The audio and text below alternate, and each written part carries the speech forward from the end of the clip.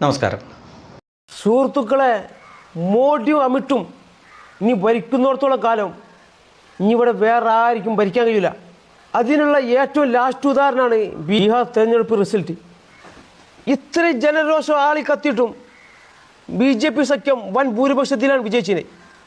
അത് ഏറ്റുപാടാൻ കുറേ ഊളകളും മാധ്യമങ്ങളും നമ്മളെ നാട്ടിലെ മാധ്യമങ്ങളടക്കം ഓരോ ഇലക്ഷൻ കഴിയുമ്പോഴോ അല്ലെങ്കിൽ ഇലക്ഷൻ്റെ മുമ്പോ ഓരോ സ്ഫോടനങ്ങളാണ് രാജ്യത്ത് നടക്കണേ.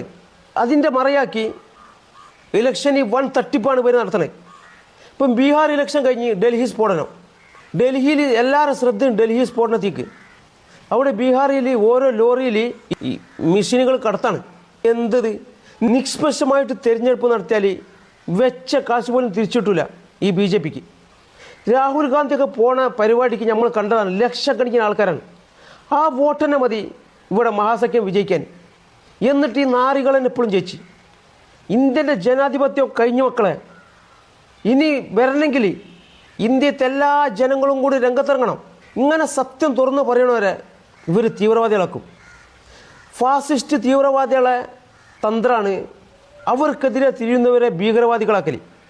അത് ഇന്നും ഇന്നലെ തുടങ്ങിയതല്ല, ഫാസിസ്റ്റിൻ്റെ തന്ത്രമാണത്. അത് എന്ന് ഇന്ത്യയിലെ ജനങ്ങൾ തിരിച്ചറിയുന്നോ അന്ന് നമ്മൾ വിജയിക്കുള്ളൂ. നമുക്കിതെല്ലാം കാണുമ്പോൾ ഭയങ്കര ടെൻഷനുണ്ട്. ഇങ്ങനൊക്കെ ജനവികാരം BJPക്ക് എതിരായിട്ടും പിന്നെ അവർ ജയിക്കുന്നത് കാണുമ്പോൾ എന്നെപ്പോലെ തന്നെ കോടിക്കണക്കിന് ആൾക്കാരെ മനസ്സിലും ഭയങ്കര വേദന ഉണ്ട് ഈ റിസൾട്ടെല്ലാം കാണുമ്പോൾ. ഹരിയാനയിലും മഹാരാഷ്ട്രയിലൊക്കെ ഇതിന് സമാനമായ രീതി അട്ടിമറിച്ചിനാണ്. ഈ ഇലക്ഷൻ കമ്മീഷനെതിരെ കേസ് കൊടുത്തിട്ട് ഒരു കേസും കോടതി എടുക്കണില്ല. കോടതിക്ക് എടുക്കാനുള്ള അവകാശമില്ല. ആ നിയമം മോഡി എടുത്തു കളഞ്ഞ്. പ്രതിപക്ഷ നേതാവ്, രാഷ്ട്രപതി, പ്രധാനമന്ത്രി ഇവർ 3 പേരാണ് ആദ്യം ഇലക്ഷൻ കമ്മീഷനെ നിയമിച്ചത്. ഇപ്പോൾ മോഡിക്ക് മാത്രം അധികാരമാക്കി. ഇലക്ഷൻ കമ്മീഷനെതിരെ കേസെടുക്കാൻ ഇന്ത്യയിൽ ആർക്കും അവകാശമില്ലാത്ത നിയമമാക്കി. ഈ കള്ള സുവറകൾ ഇന്ത്യനെ കുട്ടിച്ചോറാക്കിക്കൊണ്ടിരിക്കുകയാണ്. തിരഞ്ഞെടുപ്പ് നടന്നാലും അല്ലെങ്കിൽ തിരഞ്ഞെടുപ്പിന് മുമ്പ് എവിടെയെങ്കിലും ഒരു സ്ഫോടനം ഇവർ നടത്തും. സ്ഫോടനത്തിൻ്റെ മറയാക്കിയിട്ട് ഇവർ മെഷീനിൽ തട്ടിപ്പ് നടത്താണ്. ബാലറ്റ് പേപ്പറിൽ തിരഞ്ഞെടുപ്പ് നടത്തിയാൽ ഈ കള്ള സുവറകൾ ജയിക്കില്ല. ഞാൻ പറയുന്നതിനോട് യോജിക്കാത്ത ചില പൊട്ടന്മാരുണ്ട്. അവരുടെ തലൻ്റെ ഉള്ളിൽ ചാണകം ഉണ്ടായിട്ടാണ് അവർക്ക് മനസ്സിലാവാത്തത്. നമ്മളെ UP ഭരിക്കുമ്പോൾ 300-400 റുപ്യ ഉണ്ടായ ഗ്യാസ് ഇപ്പോൾ 1000 റുപ്യ എത്തി. പെട്രോള് 60-70 റുപ്യ 100 രൂപ എത്തി. എന്നിട്ട് ജനങ്ങൾക്ക് ഫുള്ള് രോഷങ്ങളുണ്ട്. എന്നിട്ടും അവർ ജയിക്കണ്. ഇനി ഇവിടെ വേറൊരു പാർട്ടി അധികാരത്തിൽ വരാത്ത രീതിയിൽ സിസ്റ്റം അവർ മാറ്റിനി. ഇന്നല്ലെങ്കിൽ നാളെ നമുക്ക് ഇത് മനസ്സിലാവുന്നൊരു കാലം വരും. അന്ന് രാഹുൽ ഗാന്ധിയാണ് ശരിയെന്ന് എല്ലാവർക്കും മനസ്സിലാവും. രാഹുൽ ഗാന്ധിക്ക് വേണമെങ്കിൽ പെരയിലിരുന്നാൽ സുഖമായിട്ട് ജീവിക്കാം. മൂപ്പരിക്ക് ഇങ്ങനെ പോകേണ്ട ഒരു ആവശ്യമില്ല. അല്ലെങ്കിൽ BJP പോയാൽ കേന്ദ്രമന്ത്രി വരെ ആവാം. പക്ഷേ ഞമ്മക്കും വേണ്ടിയാണ് രാപ്പകലില്ലാതെ മൂപ്പരിങ്ങനെ പോണത്. നമ്മൾ ഒരു പാർട്ടിനോട് കൂറോ ഇതുകൊണ്ടാണ് പറയണതല്ല. നമ്മളെ ഇന്ത്യനെ രക്ഷിക്കാൻ ഈ രാഹുൽ ഗാന്ധിക്കൊപ്പം എല്ലാ പാർട്ടികളും ഇന്ത്യ മുന്നണിയായിട്ട് നിൽക്കണ സഖ്യത്തിനെ കഴിയുള്ളൂ. അതുകൊണ്ട് പറയണതാണ് നമ്മളെ വേദനകൾ. ഇതിനെതിരെ ജാതിമത കക്ഷി രാഷ്ട്രീയ ഭേദമന്യേ എല്ലാവരും രംഗത്തിറങ്ങണം. ഞാൻ ഈ പറഞ്ഞതിനോട് യോജിക്കുന്നവർ ലൈക്ക്, ഷെയർ, കമൻറ്റ് ചെയ്യാം. എനിക്ക് ഉറപ്പാണ് നിങ്ങൾ ഇത്രയും സത്യസന്ധമായിട്ടുള്ള ഒരു തെരഞ്ഞെടുപ്പ് വിശകലനം ഇതിനു മുമ്പ് ഒരിക്കൽ പോലും കേട്ടിട്ടില്ല എന്ന കാര്യത്തിൽ എനിക്ക് ഉറപ്പാണ്. അവൻ്റെ ഇത് കേട്ടിരുന്നത് എൻ്റെ മലയാളം തന്നെ പോയി. ഇത്തരം കുറേ ഐറ്റങ്ങളെ ഇവിടെ വെച്ചിട്ടാണ് നമ്മൾ 100% സാക്ഷരത എന്ന് പറഞ്ഞുകൊണ്ട് തള്ളി മറിക്കുന്നത്. പറഞ്ഞിട്ട് കാര്യമൊന്നുമില്ല. രാഹുൽ ഗാന്ധിയെ കുറ്റപ്പെടുത്തിയിട്ട് ഒരു കാര്യവുമില്ല. ഇതുപോലുള്ള 100 അല്ല, 1000 അല്ല, 10,000 അല്ല, ലക്ഷമല്ല, കോടിക്കണക്കിന് മദ്രസ പ്രോഡക്റ്റുകൾ ഈ രാജ്യത്തുണ്ട് എന്ന് രാഹുൽ ഗാന്ധിക്ക് നന്നായിട്ട് അറിയാം. അതുകൊണ്ടാണ് നമുക്കൊക്കെ ഒറ്റ കേൾവി തന്നെ ഇയാൾ എന്ത് വിഡ്ഢിത്തരമാണ് എന്ന് പറയുന്ന ചില കാര്യങ്ങൾ അയാൾ വലിയ പവർ പോയിൻറ്റ് പ്രസൻറ്റേഷനൊക്കെ ആയിട്ട് നടത്തുന്ന അയാൾക്കറിയാം പറയുന്നത് വിഡ്ഢിത്തരമാണെന്നറിയാം. പക്ഷേ അത് തൊണ്ട തൊടാതെ വിഴുങ്ങുന്ന കുറേ ആളുകൾ ഇവിടെയുണ്ട്. ഇതിപ്പോൾ തന്നെ ഈ മദ്രസ പ്രോഡക്റ്റ്, മദ്രസ കുഞ്ഞ് പറഞ്ഞ എല്ലാ കാര്യങ്ങളും സാമാന്യ ബോധമുള്ള ഏതൊരാൾക്കും വളരെ നിസ്സാരമായിട്ട് ഖണ്ഡിക്കാവുന്ന കാര്യമാണ്. അവൻ പറഞ്ഞു വെച്ചത് എന്താണ്? ഇന്ത്യയിൽ മോദിക്കും BJPക്കും എതിരെ വലിയ പ്രതിഷേധം ആളിക്കത്തുകയാണ്. എവിടെയാണ് ആളിക്കത്തുന്നത്? ഏറ്റവും ഒടുവിലായിട്ട് ജൻസികളെ വരെ എങ്ങനെങ്കിലുമൊക്കെ പറഞ്ഞ് തിരിച്ച് തെരുവിലേക്ക് ഇറക്കാൻ വേണ്ടി രാഹുൽ ഗാന്ധി നോക്കി. അവർ പോലും മൈൻഡ് ചെയ്തില്ല. ഇവിടെ കോൺഗ്രസ്സുകാർ കടന്നുകൊണ്ട് പോരെന്ന് പറയുന്നതല്ലാതെ അവരുടെ സഖ്യകക്ഷികൾ പോലും അയാൾ പറയുന്ന കാര്യങ്ങൾ ഏറ്റുപിടിക്കുന്നില്ല. മോദി എല്ലാ അധികാരവും കൈവച്ചിരിക്കുന്നു. അതായത് മോദി ഒറ്റയ്ക്കാണ് തെരഞ്ഞെടുപ്പ് കമ്മീഷനെ നിയമിക്കുന്നു എന്നതുവരെ ഈ മദ്രസ പ്രോഡക്റ്റ് പറഞ്ഞു വെക്കുന്നു, മോദിയും അമിത്ഷായും കൂടെ. ഇനി ഏത് തെരഞ്ഞെടുപ്പ് നടന്നാലും അവർ മാത്രമേ ജയിക്കത്തുള്ളൂ എന്ന് പറഞ്ഞു വെക്കുന്നു.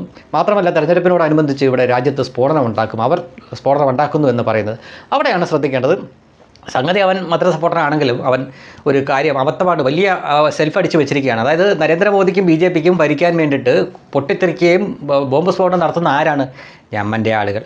എന്തൊരു കരുതലാണല്ലേ. ഞമ്മൻ്റെ ആളുകളാണ് മോദിക്ക് വേണ്ടിയിട്ട് അല്ലെങ്കിൽ BJPക്ക് വേണ്ടിയിട്ട് തെരഞ്ഞെടുപ്പ് എടുക്കുമ്പോൾ പൊട്ടിത്തെറിച്ച് ഇല്ലാണ്ടാവുന്നത്. അല്ലാതെ അത് ആശയത്തിന് വേണ്ടിയാണെന്ന് പറയില്ല, അത് മതത്തിന് വേണ്ടിയാണെന്ന് പറയില്ല, അത് സ്വർഗത്തെ ഹൂറികൾക്കും മദ്യപ്പയ്ക്കും വേണ്ടിയാണെന്ന് പറയില്ല. അതും BJPയുടെ മണ്ടക്കോട്ട് വെക്കുകയാണ്. മോദിയാണത്രേ. അതെ, മോദിക്ക് വേണ്ടിയിട്ട് പോയി ചാവാൻ കിടക്കുന്നതാണല്ലോ ഇതുപോലുള്ള മദ്രസ പൊട്ടന്മാർ. അങ്ങനെയാണല്ലോ അവർ മോദിയോട് വലിയ കരുതൽ കാണിക്കുന്നത്. അതോർക്കണം.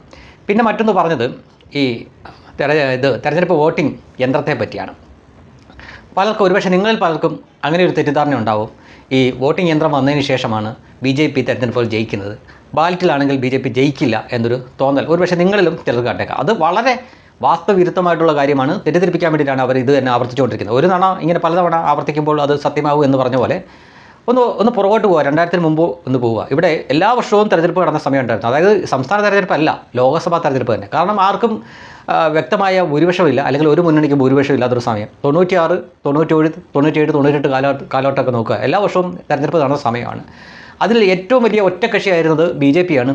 അടൽ ബിഹാരി വാജ്പേയിയാണ് 3 തവണയായിട്ട് ഇന്ത്യ ഭരിച്ചു. ആദ്യം ഒരു 13 ദിവസം, പിന്നെ ഒരു 13 മാസം, പിന്നെ ഒരു 5 വർഷത്തോളം, അങ്ങനെ മൊത്തത്തിൽ 6 വർഷത്തിന് മുകളിലായിട്ട് ഭരിച്ചു. 2004 വരെ ഭരിച്ചു. അദ്ദേഹം ഒരു വോട്ടിംഗ് മെഷീനിലും അല്ല, അന്ന് ഈ പറയുന്ന പോലെ ബാലറ്റ് പേപ്പറായിരുന്നു. അപ്പോൾ ബാലറ്റ് പേപ്പറിൽ 3 തവണയും BJP ഒറ്റക്കക്ഷിയായിട്ട്, ഏറ്റവും വലിയ ഒറ്റക്കക്ഷിയായിട്ട് ജയിച്ചു, കൂട്ടുമുന്നണിയായിട്ട്. അന്നാണ് ഈ NDA എന്നൊക്കെ തുടങ്ങുന്നത്, ഔദ്യോഗികമായിട്ട് അവർ തുടങ്ങുന്നത്. അങ്ങനെ ഭരിച്ചതാണ്. അപ്പോൾ അത് ഈ വോട്ടിംഗ് മെഷീൻ കൊണ്ടാണോ അത് ജയിച്ചത്? അല്ലല്ലോ. അപ്പോൾ ചോദിക്കും ഭൂരിപക്ഷം ഇല്ലല്ലോ, ഈ സഖ്യകക്ഷിയായിട്ടല്ലേ എന്ന്. അത് തന്നെയാണ് മൻമോഹൻ സിംഗ്. അത് കഴിഞ്ഞപ്പോൾ 2004 മുതൽ 2014 വരെ മൻമോഹൻ സിംഗ് 2 തവണ ഭരിച്ച അങ്ങനെയാണ്. UP എന്ന് പറഞ്ഞ സഖ്യകക്ഷിയാണ്. അപ്പോൾ 2004 മൻമോഹൻ സിംഗ് ഭരിക്കുന്നു. അതിനുശേഷം 2009 വന്നപ്പോഴേക്കും ഈ വോട്ടിംഗ് മെഷീനിലായിരുന്നു. ആരാ ജയിച്ചത്? കോൺഗ്രസ് ആണ് ജയിച്ചത്. അങ്ങനെ കോൺഗ്രസ് ഭരിച്ചുകൊണ്ടിരിക്കുമ്പോൾ തന്നെയാണ് 2014 വീണ്ടും തെരഞ്ഞെടുപ്പ് വരുന്നു. കോൺഗ്രസ് ആണ് ഭരിക്കുന്നത്. ആ സമയത്ത് നടത്തിയ തെരഞ്ഞെടുപ്പിലാണ് നരേന്ദ്രമോദിയും BJPയും വ്യക്തമായിട്ടുള്ള ഭൂരിപക്ഷത്തോടെ ഇന്ത്യ ഭരിക്കുന്നത്. 2019 ആവർത്തിച്ചു. 2024 ഒറ്റയ്ക്ക് ഭൂരിപക്ഷം കിട്ടിയില്ല. അപ്പോഴും പക്ഷേ വ്യക്തമായിട്ടുള്ള ഭൂരിപക്ഷമുണ്ട് മുന്നണി എന്ന രീതിയിൽ. എത്രയോ കാലമായിട്ട് കേരളത്തിൽ മുന്നണി സംവിധാനമാണ്. ഇവിടെ ഈ കഴിഞ്ഞ തവണ 99 സീറ്റ് കിട്ടിയപ്പോൾ പോലും 62 സീറ്റ് മാത്രമേ ഉള്ളൂ CPM-ന്. ഒറ്റയ്ക്ക് ഭൂരിപക്ഷമില്ല. CPI-യും കേരള കോൺഗ്രസും എല്ലാവരും കൂടെ 13 ചെറുതും വലുതുമായിട്ടുള്ള പാർട്ടികൾ ചേർന്നിട്ടാണ് ഭരിക്കുന്നത്. അപ്പോൾ അതിലൊന്നും കഥയില്ല. ഇവർ ഇതുപോലുള്ള നിരന്തരമായിട്ട് കുറേ കള്ളങ്ങൾ ഇങ്ങനെ പടച്ചുവിടും. അവർ ഈ വോട്ടിംഗ് മെഷീൻ ഉള്ളത് കൊണ്ടാണ് ജയിക്കുന്നത്, ബാലറ്റാണെങ്കിൽ ജയിക്കില്ല എന്നൊക്കെ. ബാലറ്റിലും ജയിച്ചിട്ടുണ്ട്. ബാലറ്റ് 1 അല്ല 2 അല്ല 3 തവണ ജയിച്ചിട്ടുണ്ട്. അപ്പോൾ അത് സത്യമാണ്. പക്ഷേ ഇതുപോലുള്ള മദ്രസ പൊട്ടന്മാർക്കറിയില്ല. ഇവൻ്റെ ഈ പേജും ഇവൻ ചെയ്യുന്ന വീഡിയോ ലൈക്ക് ചെയ്യാനും അത് ഷെയർ ചെയ്യാനും അത് സത്യമാണ് എന്ന് വിശ്വസിക്കാനും ഈ രാജ്യത്ത് ആളുകളുണ്ട്. അതാണ് നമ്മൾ മനസ്സിലാക്കേണ്ട കാര്യം. അത്തരം ആളുകളുണ്ട്. അപ്പോൾ അവർക്ക് നമ്മൾക്ക് ചെയ്തു കൊടുക്കാവുന്ന കാര്യം ഇവരെ മദ്രസയിൽ നിന്ന് പിടിച്ചിറക്കി ഏതെങ്കിലും കൊള്ളാവുന്ന സ്കൂളിൽ കൊണ്ട് ചേർക്കുക എന്നാണ്. പക്ഷേ അത് ഇനി കാര്യമില്ല. ഇവർക്ക് വിദ്യാഭ്യാസം കിട്ടിയിട്ടും കാര്യമില്ല. കാരണം നമ്മൾ നോക്കൂ, ഡൽഹിയിൽ പൊട്ടിത്തെറിച്ച ആരാണ്? ഡോക്ടറാണ്. വിദ്യാഭ്യാസമുള്ള ആളാണ്. അത് വല്ല ഗുണമുണ്ടോ? വിദ്യാഭ്യാസം ഉണ്ടെന്ന് പറഞ്ഞിട്ടും കാര്യമില്ല, വിദ്യാഭ്യാസം ഇല്ല എന്ന് പറഞ്ഞിട്ടും കാര്യമില്ല. അപ്പോൾ മദ്രസ തന്നെ ഇരിക്കട്ടല്ല, ഇപ്പോൾ എന്നാ ചെയ്യാനാ? നമുക്ക് അതിനകത്തൊന്നും ചെയ്യാനില്ല. ഇതുപോലെ തെരഞ്ഞെടുപ്പ് വിദഗ്ധരായിട്ടുള്ളവർ നല്ല വിശകലനം നടത്തുന്നുണ്ട്. അപ്പോൾ അതിങ്ങനെ കണ്ട് നമ്മുടെ തലയൊക്കെ ചിലപ്പം ഒന്ന് ചെകടിച്ച് കഴിയുമ്പോൾ അതൊന്ന് റിലാക്സ് ചെയ്യാൻ വേണ്ടിയിട്ട് ഇതുപോലുള്ള മദ്രസ പ്രോഡക്റ്റുകളുടെ വിശകലനം കേൾക്കുന്നത് നല്ലതായിരിക്കും. ഒന്നില്ലെങ്കിൽ ഇവരുടെ ആ കരച്ചിലും പിടിച്ചിലും ആ ഗദ്ഗതവും ഒക്കെ നമുക്കൊന്ന് കേൾക്കാമല്ലോ. എന്തായാലും അയാൾ പറയുന്നത് ഇനി ഇന്ത്യയിൽ നടക്കുന്ന എല്ലാ തെരഞ്ഞെടുപ്പും BJP തന്നെ ജയിക്കത്തുള്ളൂ, മൊത്തം തട്ടിപ്പിലൂടെയാണ് എന്നൊക്കെയാണ് പറയുന്നത്. പിന്നെ പെട്രോളിൻ്റെ വിലയും ഗ്യാസിൻ്റെ വിലയൊക്കെ പറയുന്നുണ്ട്. 11 വർഷത്തിന് മുമ്പത്തെ കേസാണ് കേട്ടോ പറയുന്നത്. അവന് 11 വർഷം മുമ്പേ ചിലപ്പം അവൻ കൂലിപ്പണി എടുത്താണ്, കൂലിപ്പണിക്കാരനാണെങ്കിലും അവന് കിട്ടുന്ന ശമ്പളമാണോ ഇന്ന് കിട്ടുന്ന ശമ്പളം? അല്ലല്ലോ, ഇരട്ടിയും അതിന് മുകളിലൊക്കെ ആയി. അതുപോലുള്ള മാറ്റം എല്ലാ കാലത്തും ഉണ്ടായിട്ടുണ്ട്. ഈ പറയുന്ന പോലെ 400 രൂപയ്ക്കൊന്നും മൻമോഹൻ സിംഗിൻ്റെ കാലത്തും ഗ്യാസൊന്നും കിട്ടിയില്ല. അന്നും 700-800 രൂപയൊക്കെ വന്നിട്ടുണ്ട്. പിന്നെ അന്നും 77 വരെ പെട്രോളിലും വന്നിട്ടുണ്ട്. അപ്പോൾ അങ്ങനെ വെച്ച് നോക്കുമ്പം, ശരാശരി വെച്ച് നോക്കുമ്പോൾ ഇപ്പോൾ പിന്നെയും ഭേദമാണ്. അങ്ങനെ ഒരുപാട് കള്ളങ്ങൾ ഇതുപോലുള്ള ആളുകളെ കൊണ്ട് അവരുടെ തന്നെ ഭാഷയിൽ, അത് ഈ മലയാള ഭാഷയാണോ എന്ന് പോലും നമുക്ക് സംശയമാണ്. കാരണം ഇത്തരം ആളുകളെയൊക്കെ ഇവിടെ നിരവധി വെച്ചിട്ടാണ് നമ്മൾ 100% സാക്ഷരതയുണ്ട് എന്ന് വീമ്പ് കാണിക്കുന്നത്. ഇത് തന്നെ പേപ്പറിലോട്ട് എഴുതിയ ഏത് കോളത്തിലായിരിക്കും എഴുതി വെക്കുന്നത് എന്ന് നമുക്ക് ഊഹിക്കാൻ പറ്റുന്നതാണ്. എന്തായാലും നല്ല സുന്ദരമായിട്ടുള്ള, നിങ്ങൾക്ക് ചിരിക്കാൻ പറ്റിയ ഒരു തെരഞ്ഞെടുപ്പ് വിശകലനം, അതായത് ബീഹാറിലെ നല്ലൊരു തെരഞ്ഞെടുപ്പ് വിശകലനം തന്നെ കിട്ടിയിട്ടില്ലേ? സന്തോഷമായല്ലോ എല്ലാവർക്കും അല്ലേ? അപ്പോൾ ഇതാണ് ഈ മൊയ്ന്ത് പറഞ്ഞതാണ് സത്യം.